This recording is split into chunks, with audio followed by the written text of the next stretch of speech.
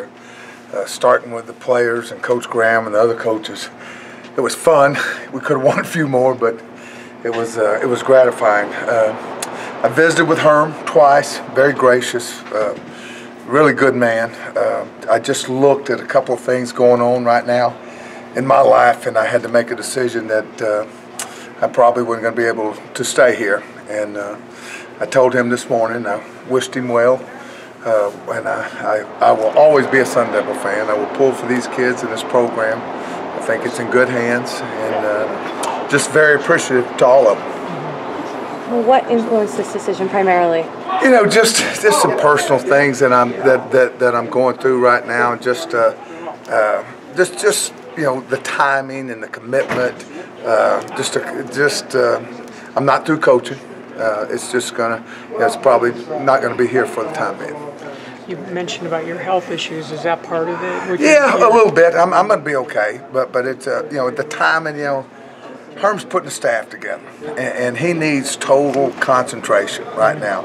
And I am gonna have a little downtime with my neck, and just things to get myself rearranged to make another run at it. Just to confirm, you are coaching through the bowl game, right? Yeah. Oh, absolutely. I'm not vacating these kids. As I told them, we didn't practice good yesterday, and I told them today in practice. So before practice, and one of them asked me, I jumped on him yesterday. He says, "It's because we practiced bad yesterday." I said, "No, it wasn't because of a bad practice." You know, but like I said, I have adored these kids. Appreciate Todd for letting me come here.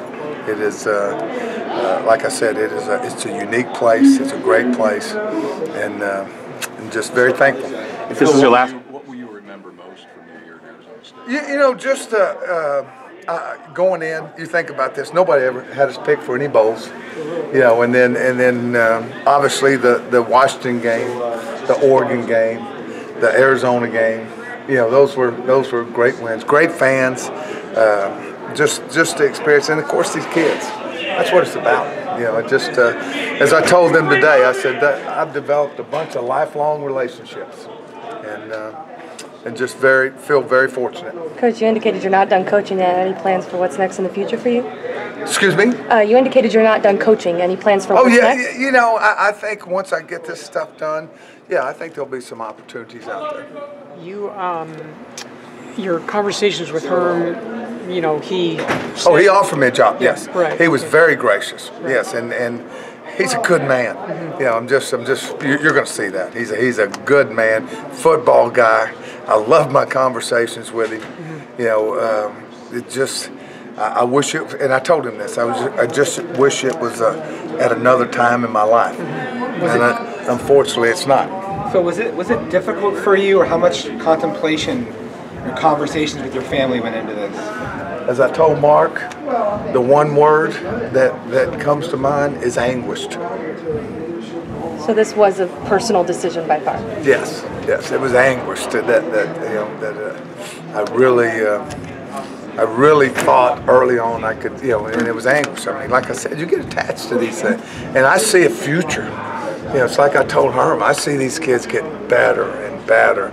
And you look what's back on offense, and we're growing on defense. And I'm going to try to help every recruit out there, you know, that we're on. I'm going to tell them, you know, you got to stay with your commitment. You turned a guy like Chase Lucas into one of the best. You know, he. Freshman All-American. Yeah, freshman All-American. Did he make it? Mm-hmm. Yes, and I told him, he said, I'm going. I said, I don't know where I'm going. But he's not going anywhere. He's staying here, and he's going to be, I told Herm this, I said, and I always tell him so I don't feel bad. I said, if I get you growing from the neck up, I said, you better watch out. I said, you're going to be something special. So, have you spoken with the players yet, or is that next? What's that? Have you spoken with your players yet? Yes, I did. I told them before practice. What was it like? It was, it was a little bit emotional. You know, and, just thankful. I say, you know, when you get my age, I don't take anything for granted. You know, I told the staff. I mean, working with the guys that I work with, you know, with Keith and with Sean and Mike and TJ. Danny Phillips and all those young coaches. It's been such a blessing. We had fun, we had continuity. One of them told me, he said, "Coach, I like the way you operate." He said, "You know, we work for an hour," and he said, "Then you tell a couple of stories for 20, 30 minutes. We go again." I said, "Well, I've got some good stories." I said, "We got to keep it interesting." You know, I told you when it started, it's a journey. It was a journey, and it's another chapter in my book that will be out in a couple of years. So y'all make sure you pick it up. And it's not over yet. We've got a big game in Sun Bowl, and we're all looking forward to it. How cool was it for you to work with Sam this morning? Oh God, it was. I say this again, it was a godsend. You know, my daughter Maddie's here, works at Banner in the organ transplant. So I have no complaints. You know, as Todd said, and I can understand it. My heart is full. I'm very. You know, it's emotional, but yet at the same time, it's you know, I think at this time for what Herm and them needs, I think it's a good decision.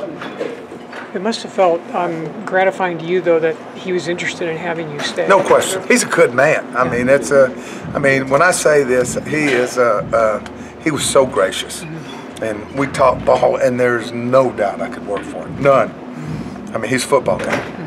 I mean, it's funny, there's a saying, if you go in my defensive staff room, there's a saying that I've carried everywhere I've been. It says to the coaches, it's a challenge to coaches, and it simply says, what we see today, we're either coaching or allowing to happen. And about 10 minutes into our conversation, he said it, he thought I was crazy, I almost fell out of the chair.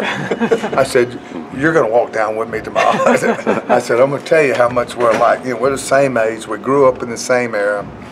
And you know what I like about Herm? He's a football guy. He doesn't have to do it, and he likes it. And he'll be an asset to these kids. And you know, I'm going to tell you something. You know, he's inheriting a good program. Todd Graham's done a good job.